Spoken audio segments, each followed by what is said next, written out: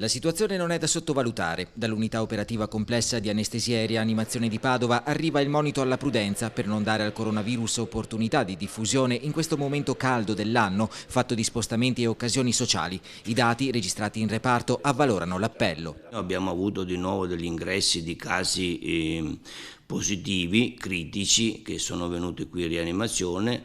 Della seconda fase ne abbiamo ricoverati 5, uno è già stato dimesso, in questo momento ne abbiamo 4. Di questi 4, 2 sono estubati e 2 sono intubati. Si ribadisce il concetto che le epidemie vanno controllate non solo a livello ospedaliero. La parte importante del controllo deve essere fatta non solo in ospedale ma anche sul territorio, con i tamponamenti, il tracciamento, il trattamento secondo le necessità assistenziali del paziente e soprattutto tempestivamente. Tamponi a bambini ed educatori dei centri estivi alla piscina Padova Nuoto, 5 i positivi tra i più piccoli. Tutti i protocolli sono stati seguiti, assicura la direzione. Abbiamo scelto di chiudere sia i centri estivi dei grandi, quelli ovviamente sotto controllo, che i centri estivi dei piccoli.